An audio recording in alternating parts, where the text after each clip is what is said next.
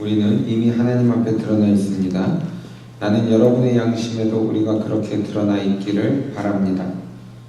그렇다고 우리가 또다시 여러분에게 우리를 추천하려는 것이 아닙니다. 도리어 우리는 여러분에게 우리 때문에 자랑할 기회를 주려는 것입니다. 이는 마음으로가 아니라 외모로 자랑하는 사람들에게 여러분이 대답할 말을 가지도록 하려는 것입니다. 우리가 미쳤어도 하나님을 위한 것이요 정신이 온전해도 여러분을 위한 것입니다. 그리스도의 사랑이 우리를 강권하십니다. 우리가 확신하건대 한 사람이 모든 사람을 대신해 죽었으니 모든 사람이 죽은 것입니다.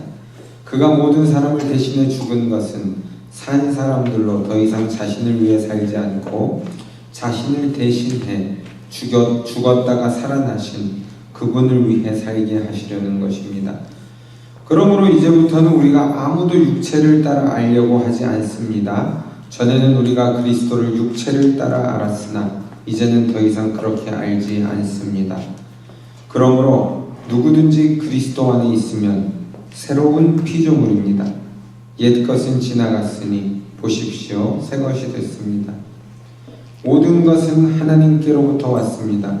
하나님은 그리스도를 통해서 우리를 그분과 화목하게 하시고 또한 우리에게 화목하게 하는 직분을 맡겨주셨습니다. 곧 하나님께서는 사람들의 죄를 그들에게 돌리지 않으시고 세상을 그리스도 안에서 그분과 화목하게 하셨으면 또한 우리에게 화목하게 하는 말씀을 맡겨주신 것입니다. 그러므로 우리는 그리스도를 대신하는 사절이 돼 하나님께서 우리를 통해서 권면하신 것 같이 그리스도를 대신해 여러분에게 간곡히 부탁합니다. 여러분은 하나님과 화목하십시오. 하나님께서는 죄를 알지도 못하신 분에게 우리 대신 죄를 짊어지게 하셨습니다. 이는 우리로 그리스도 안에서 하나님의 의가 되게 하시려는 것입니다. 여러분 복 많이 받는 인생이 되시길 원하십니까? 아멘. 이 아멘이 작으세요? 복 받기 싫으세요? 네.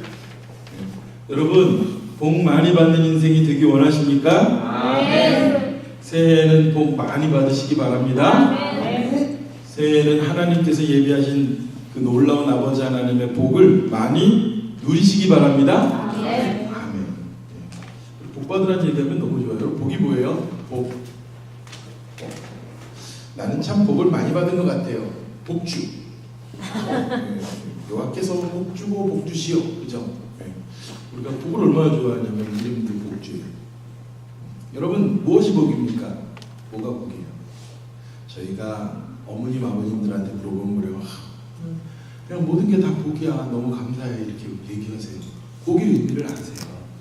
그죠? 근데 우리는 뭐가 복일까? 이러면 어떻습니까? 최하 2,000불짜리 의자, 마사지 체어 정도는 당첨이 되어야 복 받는 거야. 복 받았습니다. 뭐 그러더라고요. 사람들이 대박입니다. 뭐 이렇게 얘기하세요. 맞아요. 아멘. 좋은 직장에 딱 들어가서 연봉을 많이 받아야 복이에요. 그죠? 아멘. 이쁜 여자친구를 딱 이렇게 사귀게 된 것도 복이라고 할 수 있죠. 큰 복이에요. 우리가 흔히 복이라고 말하는 것들은요, 우리의 외적인 것에서 많이 찾아요. 환경이 나아지지 않은 환경이 좋아진 환경으로 달라지는 걸 복이라고 말하는 거죠. 그렇죠? 아파트 살다가, 하우스 살다가, 좋은 하우스 살다가, 그렇죠? 그걸 복이라고 얘기해요. 좀 더 내 생활이 편하고 윤택해지고 이런 것을 복이라고 이야기합니다. 네, 여러분, 우리 기독교는 무엇이 복인지 아십니까? 좀 더 잘 먹고 살아서 복일까요? 좀 더 남들보다 더 가져서 복이 아니라 예수 그리스도로 인하여 그의 삶이 변하는 것, 아멘. 사람이 변하는 것을 복이라고 말해요. 아멘. 그래서 오늘 우리 찬양과 예수님이 말씀하신 물이 변하여 포도주 되는 거죠. 어제 유기성 목사님 그 설교를 이렇게 전달받아서 저 다 읽었어요. 앞부분만 깜짝 놀랐어요. 우리의 삶에 기적이 있느냐? 정말 변화된 그리스도인이라면 그 기적을 믿고 살아가느냐? 에이, 어떻게 그런 일이 일어날 수 있겠냐? 근데 정말 기적은 뭐예요? 물이 포도주가 돼서 변화되는 기적을 보는 것처럼 인간 김영남이가 하나님의 사람으로 변화되었냐는 거예요. 그게 기적이에요. 그게 그냥 살아가던 우리들의 삶, 세상 속의 환경이 변화되면 복이라고 알고 살던 우리들이 예수님을 만나서 그 예수님 때문에 내 인생과 삶이 변화되는 것이, 그렇죠? 그냥 자연인으로서 사람이 아니라 크리스찬으로 변화되는 것이 바로 복이라는 것이에요.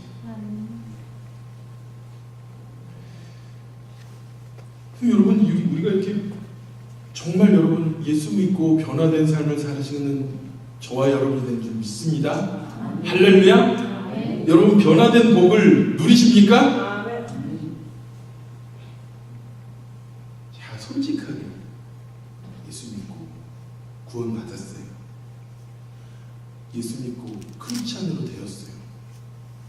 근데 이 변화된 삶의 기쁨이 없네. 너는 그러면 이게 오늘 복이야. 얼마나 감사한지 몰라. 목사님 설교를 보면서 그랬어요.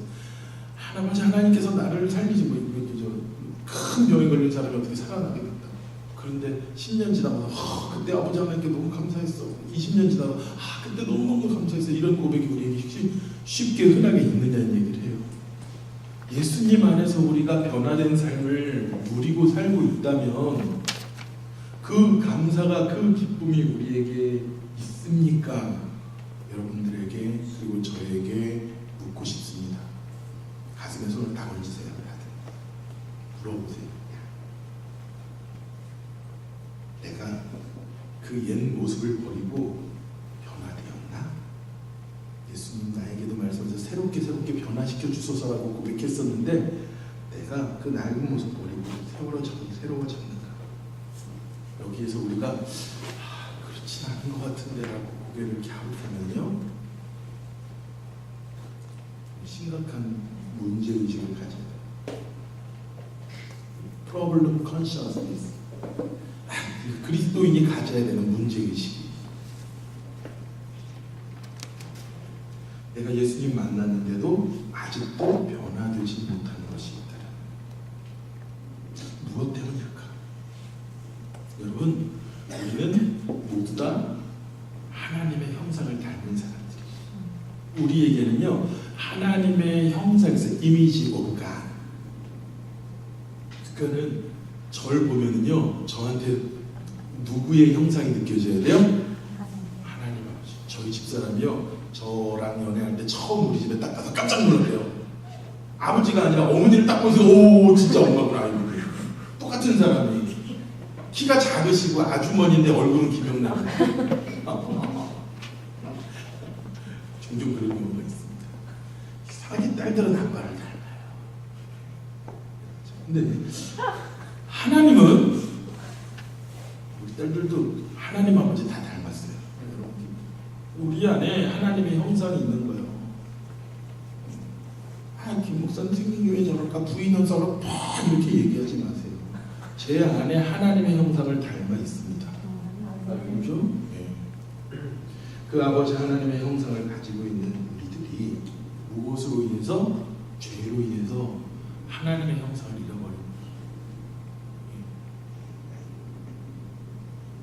We born in resemble God. 우리 예수님 닮은 사람들이에요. We create in resemble God. 우리가 하나님을 닮게 창조된 사람들이에요. 그러니까 우리는 원래는 하나님의 자녀로서 그렇게 아담과 하와는 그렇게 살았는데 무엇이 욕심이 선악과를 먹고 나서, 그렇죠? 우리가 죄악으로 점철된 인생을 살았던 거예요. 우리가 그래서 그런 죄악으로 인해서 살아가는 우리들이 무엇 해야 됩니까? 변화되어야 됩니다. 죄성을 가지고 이렇게 살아가는 우리들이 아버지 하나님으로 인해서 나가야 되는 겁니다. 왜 우리가 아버지 하나님의 잃어버린 형상을 찾아야 된다고요? 그 죄를 가지고는 주님 앞에 나갈 수가 없으니까. 우리가요, 오늘부터 성경 공부 시작했습니다. 혹시 1반은 창세기부터 시작하셨나요? 그럼요? 아직 뭐 중에 사도행전으로 나오고. 그러셨어요.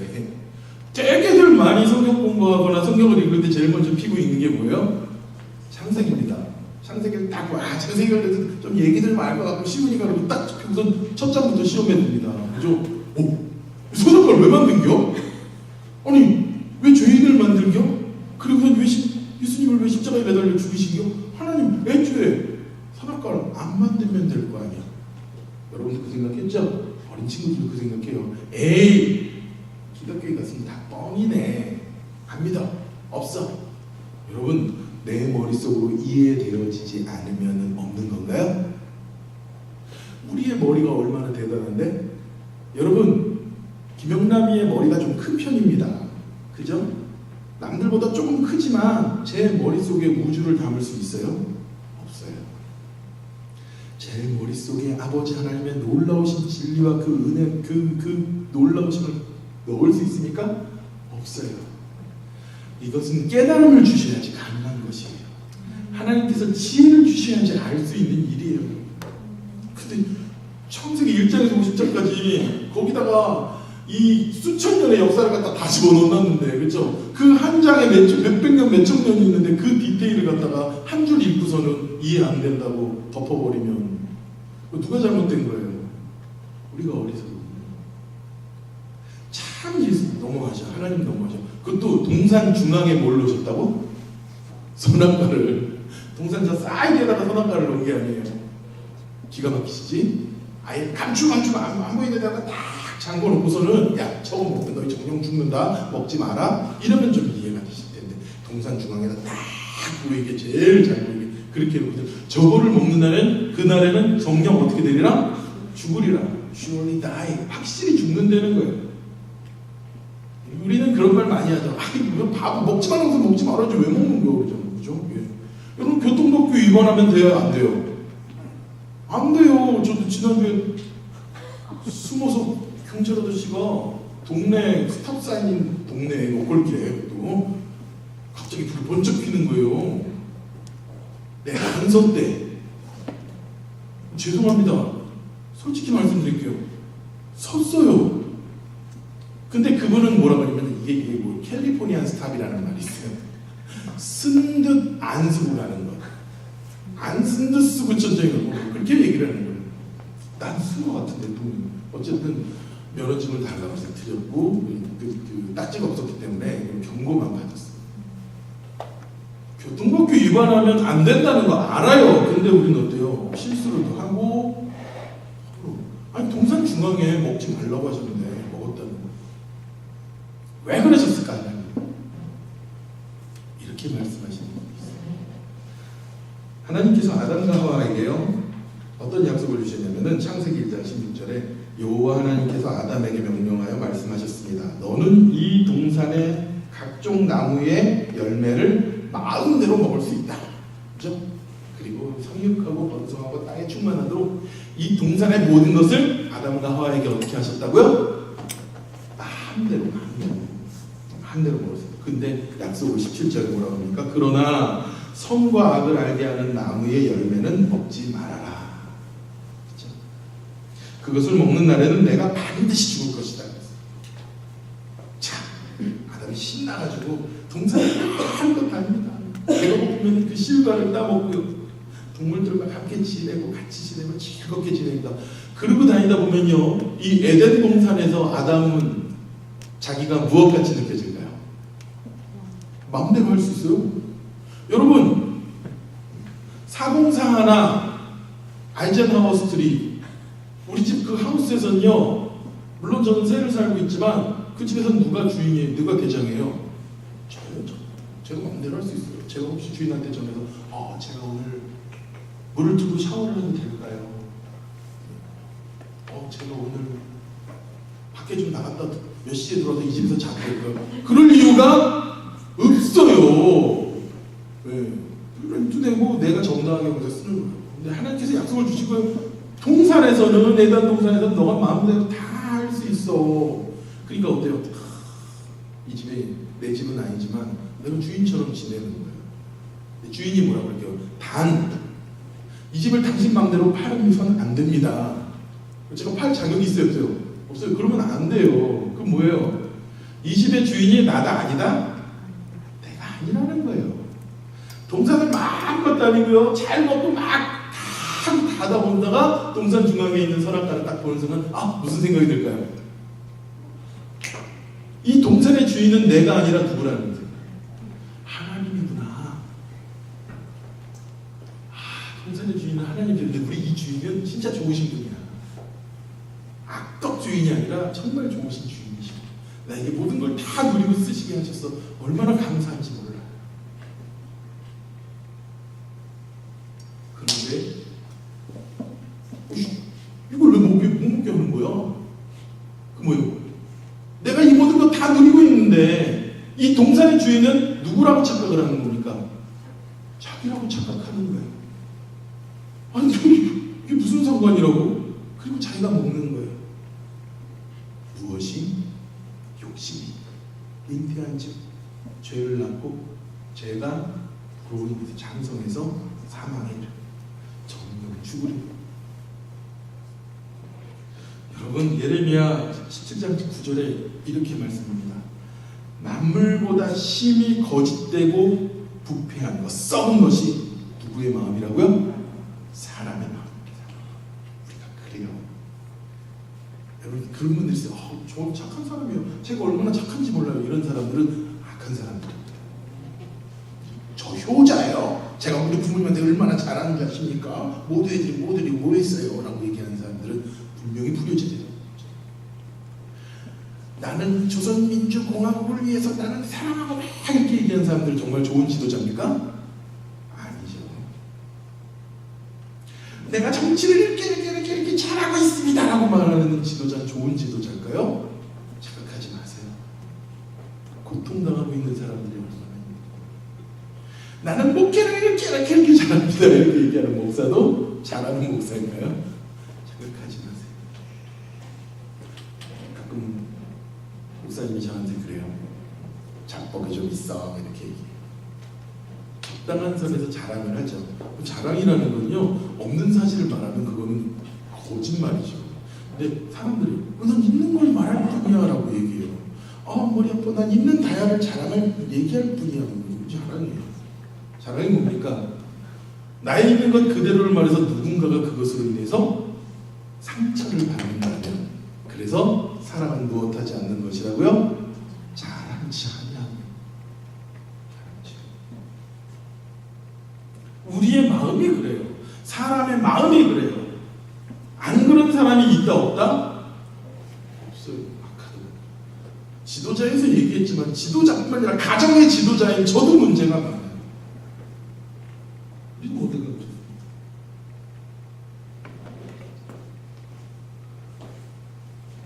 우리는 예수님의 그 사랑을 받고도 그렇죠. 모든 사람이 죄를 범하였음에 하나님의 영광에 이르지 못한다고 말씀합니다. 바울 목사님이 오늘 말씀에 열심히 설명하는 거예요. 무엇하려고? 복음을 증거하기 위해서 설명하시고 말합니다. 예수 그리스도가 아니었다면 여러분 새해 이제 2주 막 시작하는 이제 죄송합니다 이렇게 말씀드리죠. 여러분 분명히 우리는 시인해야 된다. 모든 사람은 다 뭡니까? 죄인이에요. 죄인. 여러분들은 죄인이 아니에요. 우리는 죄인인 동시에 의인이라고 말해요.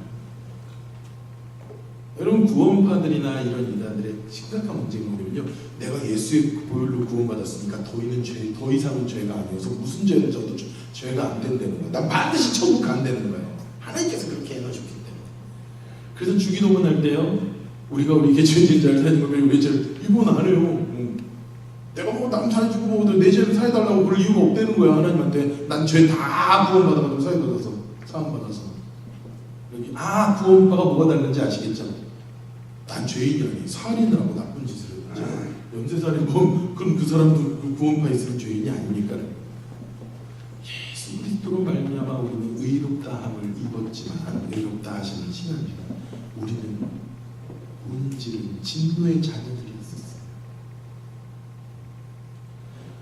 내가 예수님으로 인하여 변화됐다면 변화된 삶이 우리 가운데 나와야 돼요. 우리가 의로워질 수 있었던 이유는 오직 무엇 때문에? 예수 그리스도의 십자가의 은혜 아니고서는 우리가 결코 의로워질 수가 없어요. 그래서 바울은 14절에 얘기합니다. 그리스도의 사랑으로 우리를 강권하시는데, 그래서 내가 복음 증거해야 되겠다. 나를 대신에 죽었다가 살아나신 그분을 위해 살게, 우리를 그렇게 살게 하려고, 우리가 그렇게 살기 위해서 우리의 변화된 삶이 나와야 돼. 새로운 피조물이 그리스도 안에 되어야 되는 것 아니냐. 2019년 시작한 지 15일밖에 13일밖에 안 지났지만 우리 2019년이라는 이 새로운 시간을 살아가는데 그냥 우리 똑같이 그럴 거예요. 해안에 새 것이 없고 작년이 오래 갔고 어제가 오래 갔고 모든 것 세상의 것은 다 똑같아. 그러나 새롭게 하소서, 늘 새롭게 해서 무엇이 우리가 그리스도 안에서 새로운 피조물로 새롭게 변화된 인생과 삶으로 살아가는. 어제는 이미 다 지나갔어요. 여러분 어제 일을 돌리시겠습니까? 예? 어제 결혼식 가서 맛있는 음식을 갖다가 회상하면서 그 어제가 배불러 막 이렇게 합니까? 아니죠. 끝났어요. 죄송합니다. 아침에 화장실 가서 우리는 새로운 은혜로 살아가야 돼요. 주님께 새로워진 피조물이 되어서 주님의 영광과 은혜를 바라보면서 새로워야 됩니다. 여러분 흘러간 물로 물레방아가 지나간 물 다 물레방아 돌리고 난 그 물로 방아를 돌릴 수가 없어요. 새로운 물로 그 물레방아는 돌려야 되는. 과거에 어땠고 옛날에 어땠고 우리를 예수님께서 기독교의 복음의 핵심 예수 그리스도의 그 십자가, 그 십자가가 우리의 죄를 동에서 서가 먼 것처럼 그렇게 씻어주셨고 우리를 그렇게 달라지게 하셨다면 우리는요 그에 합당한 인생의 새로운 피조물로서의 합당한 삶이 시작되어야 됩니다. 오늘 작년처럼 나는 태어날 때부터 예수님 믿은 사람인데 내가 거듭났는지 모르겠다는 거예요. 내가 번역에 있는지 모르겠다는 거예요. 내가 체인지된 그런 기독교인인지 모르겠다라는 그런 문제의식을 가지고 있다. 그것도 다행이죠. 교회는 원래 그런 거야 이러고 다니는 게 아니라 어떻게 달라져야 돼. 매 학기마다 시험 칠 때 학생들한테 시험지를 쫙 나눠주고 어떤 답을 막 쓰다가 그죠? OMR 카드에 답을 제가 전에 한번 말씀드렸나요? 답을 밀려 쓰면은 어떻게 해야 됩니까? 선생님한테 답안지 바꿔달라고 그래야 돼요. 그죠? 그게 그냥 냅니까? 그럼 점수가 어떻게 나와요? 항상 우리 학력고사 때 죄송합니다. 학력고사 때요. 거의 마지막 학력고사인가 학력고사 마지막 끝판이었잖아요. 그래서 굉장히 시험을 쉽게 냈다는 얘기가 좀 있는데 그런 친구들 항상 있어요. 내가 학교가 떨어진 이유가 답을 밀었어가지고 그렇게 됐어. 봤어요? 못 봤어요? 우리 친구들 중에 다 몇 명 있었어요. 그런 친구들이. 밀었으면 어떻게 됩니까? 선생님 답안지 좀 바꿔주세요. 그럼 뭐예요? 새 답안지 줘요. 그리고 새로 제대로 그리면 되는 거예요. 인생이라는 삶의 도화지에 그림을 그릴 때 우리가 잘못 그려나간 죄로 인해서 그런 것은 그렸을 때 어떻게 됩니까? 하나님 제 인생의 삶의 도화지를 새로 그리고 싶은데 새적으로 좀 바꿔주시죠. 예수님께서 그렇게 바꿔주신 거예요. 아멘. 여러분 새로운 인생의 기회를 예수님께서 우리에게 주셨습니다. 우리가 스스로 우리 예수 그리스도 스스로를 십자가에 못 박아놓으면서 그 값을 우리에게 치러 주신 거예요. 그래서 우리가 새로운 피조물 누구 안에서? 그리스도 안에서 아멘. 새로운 피조물이에요. 아멘. 밑도 끝도 없이 주님 안에 살지도 않으면서 나는 새로운 피조물입니다. 그리고 세상 죄악 가운데 살고 있으면서 그렇게 이야기하는 거예요. 바울 목사님이요. 그래서 우리에게 그런 고백을 하게 합니다. 로마서 12장 2절에 너희는 이 세대를 본받지 말고 오직 무엇을 새롭게? 마음을 새롭게 함으로 무엇을 받으라? 변화를 받으라. 아멘. 우리의 삶이, 우리의 인생이, 우리의 인격이, 나의 믿음이 변화되라는 것이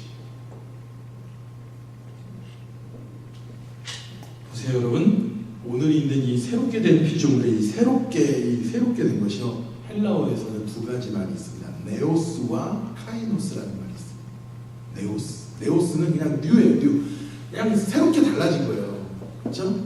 우리 뭐 이렇게 집을 뭐 새롭게 싹 고치고 그러잖아요. 뼈다귀는 그대로 다 있는데, 그죠?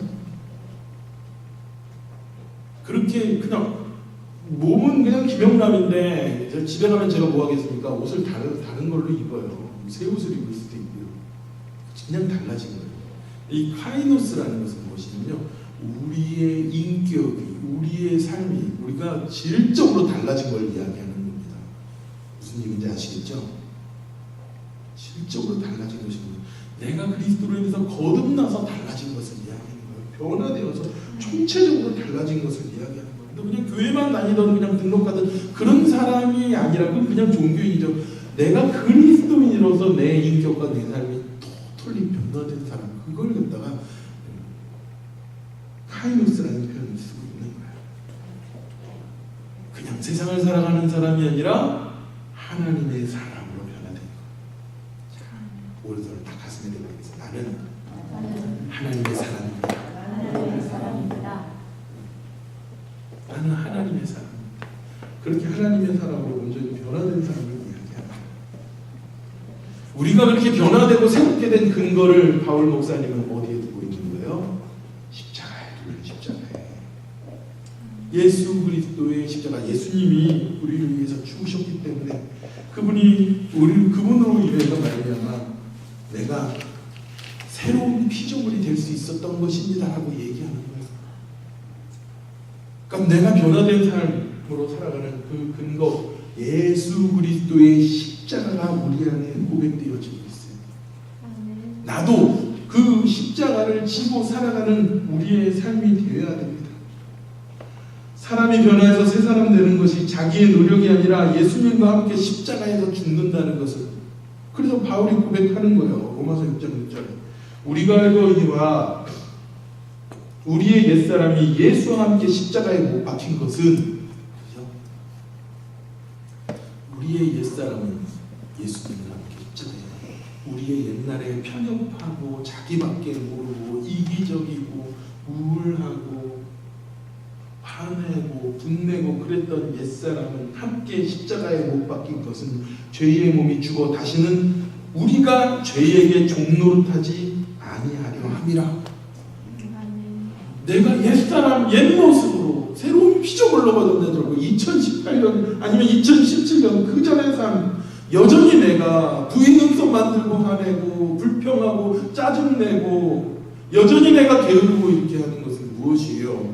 다시 죄의 종노릇으로 돌아가는 것이라는 거예요. 바울 목사님은 계속 말합니다. 이는 죽은 자가 죄에서 벗어나 의롭다 하심을 얻었습니다. 여러분, 무엇이 복이라고 했습니까? 내가 예수 그리스도 안에 새로운 피조물로 세워지는 것이, 그것이 복이라니 다시 한번 말씀드립니다. 그래서 바울 목사님이 내가 그리스도와 함께 십자가에 못했다고요? 못 박혔나니. 그런즉 이제 내가 산 것 아니요 오직 내 안에 예수 그리스도께서 사신 것이라.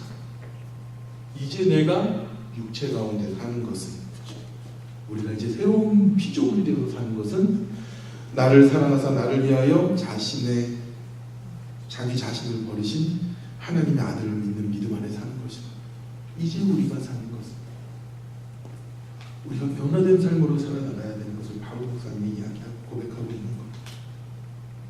오늘 본문에도 이렇게 말합니다. 그러므로 우리는 20절 그리스도를 대신하는 사절이 돼서 하나님께서 우리를 통하여 분별하신 것 같이 그리스도를 대신해 여러분에게 간곡히 부탁드립니다. 여러분은 하나님과 화목하십시오. 변화된 우리들이요 그리스도의 사신이 되어야 돼요. 주님의 그렇게 증거될 수 있는 우리의 모습이 되어야 돼요. 중국의 초기 선교사가 중국에 가서 복음을 전할 때 그런 일이 있었다는데, 자 이제 대개는 이제 성경을 중국어로 갖다가 번역을 해가지고 이제 중국 사람들에게 나눠줘야 되니까 성경을 잘하는 그런 한학자를 이렇게 다 중국 사람들 구해가지고 이제 함께 성경을 번역하기 시작했다. 사실은 그런 사람들이 가장 처절해요. 왜냐하면 성경을 말씀을 번역하면서 말씀을 같이 보면서 설명해주면서 이해하면서 자연스럽게 성경 공부가 돼요. 그래서 이 중국어로 성경을 다 번역을 하고서 이 선교사님이 마음이 기뻤어요. 그래서 그 한 학자, 그 중국어를 아주 잘하는 그분에게 물어봅니다. 어떠세요? 이걸 나랑 같이 이렇게 번역을 하면서 이 성경에 있는 말씀 보니까 마음이 굉장히 기쁘고 복잡하지 않습니까? 그분이 맞습니다. 진리입니다. 그러면서 그 중국인이 그런 이야기를 하는 거예요. 저는요, 이 성경의 말씀에 나와 있는 것처럼 이렇게 변화된 사람을 만나보는 게, 이 말씀 가운데 말하는 것처럼 정말 하나님의 사람으로 된 사람을 만나보는 게 제 꿈입니다. 그런 얘기를 하더라고요. 선교사님이 기가 막혀가지고, 아니, 내가 그렇게 변화된 예수님 믿는 사람이야. 그리고 난 복음의 열정이 너무너무 커가지고 내가 이거 먼 중국까지 목숨 걸고 복음 전하러 오자. 여기 있어. 근데 그 한학자가 그랬다는 거예요. 글쎄요. 아니요. 내가 성경을 보면서 사랑은 허다한 죄를 덮는다. 원수를 내 몸같이 사랑하라고 그런 말씀을 이렇게 보면서 예수 믿는 사람들은 그렇겠구나라고 생각했지만 난 당신이 그런 모습을 본 적이 없는데.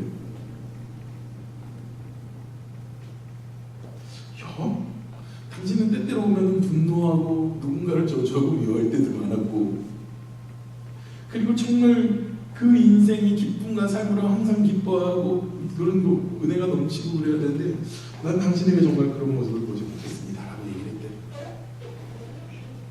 말씀은 가지고 있는데 변화된 삶은 없었다는 거예요.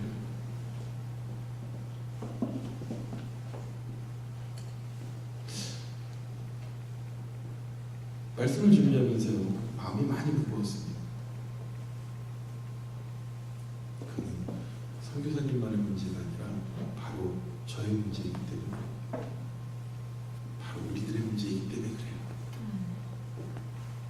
물이 변화해서 포도주가 되게 하시는 주님이신데, 그런 놀라운 기적의 역사를 우리 앞에 보이시는데, 나타내시는데, 나는 왜 물도 포도주로 변하는데 나는 왜 이렇게 변하지 않는가?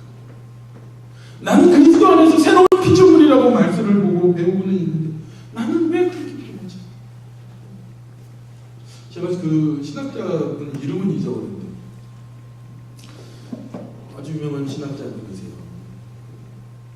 그분이 한번 무신론자와 한번 대화를 나누는 그런 공개적인 방송을 하시게 됐는데, 대화를 막 무신론자하고 이야기하다가 마지막에 무슨 얘기를 그랬다는 거예요. 자, 당신은 하나님은 없다고 얘기하고 부정하는데 그 인생이 변화된 인생 두 사람을 데리고 오십시오. 난 하나님이 없다고 부인해봤는데 내 인생과 삶이 차라라고 아름답고 힘있게 능력 있게 변했어 라는 사람을 두 사람 데리고 오고, 나는 하나님은 살아계시고 역사하십니다라고, 그래서 그 인생이 변화되었다라고 고백한 사람 100사람을 데리고 오겠습니다. 그렇게 되는 거예요. 당신 두 명만 만들면 내가 언제든지 만들겠다. 그 무신론자가요, 달아난다는 거죠. 솔직히 그런 생각을 하게 됩니다. 그 100사람 모아낼 수 있을까요? 나는 하나님으로 인한 진정으로 새로운 피조물로 변화됐습니다. 얼마나 있었을까요? 없진 않습니다. 반드시 있어요. 그 믿음으로 굳건하게 붙잡혀 있는 것. 근데 많지 않다는 거예요. 의미 많지가 않습니다. 여러분, 복음 중에 복음은 예수님으로 인해서 우리가 새로운 피조물이 된다는 것이, 위에서 떠나서 주님의 진리를 붙잡고 살아가는 변화된 인생의 삶이 무엇인지 세상 가운데 증거하고 보여주는 우리가 돼야 될 줄 믿습니다. 나 저 사람 보니까 정말 예수님 믿고 싶어졌어. 어떻게 저렇게 변화될 수 있는 거야라는 우리의 인생이 돼야 되지 않을까요? 저 사람이 정말 거듭났다라는 모습이 우리에게 있어야 되지 않을까요? 저게 뭐가 거듭난 거라는, 얼마나 가슴 아픈지 몰라요. 고등학교 2학년 때 은혜 받았어요. 인격적으로 주님을 처음 만났습니다. 근데요, 저희 식구들이 그런 거예요. 저희 누님이 그러는 거예요. 같이 사는. 원래 1% 정도 변하는 걸 잘 못 느껴요. 어쩌다 보는 사람들이 너 좀 달라졌다 이러지. 근데 너 이상하다. 욕도 안 하고 얘가 좀 달라졌다. 너 이상하다. 하나님께서 나를 붙잡으시니까 어떻게 그렇게 달라진지 몰라요. 죄송합니다. 저는 사실은 인천에 못 가요. 인천에 가면 저게 무슨 목사가 됐냐고 그럴 수 있어요. 주님의 은혜가 아니면 그렇게 달라질 수 없어. 근데 여전히 우리가 그렇게 새로운 피조물로 변화되고 있습니다. 예수 믿으면 부자가 되고 어떤 병에 걸리지 않고 기도하면 모든 소원을 다 이루어주는 게 복이라는 그런 복이 아니라 예수님 때문에 내가 너무 행복해요. 그래서 나는 변화됐어요. 예수님으로 인해서 그 사랑으로 인해서 나는 그 은혜 붙잡고 살아가길 원하는 그런 새로운 피조물로서의 변화가 저와 여러분에게 있기를 축원합니다. 말씀을 정리하겠습니다. 여러분, 예수 믿고 새로운 사람이 된 우리들 세상의 사람들과 구별돼야 됩니다. 변화된 것이 나타나야 돼요. 카이노스, 우리의 전 모든 인격이 변화된 것이 나타나길 축원합니다. 우리가 그렇게 살 수 있는 근거가 무엇이라고요?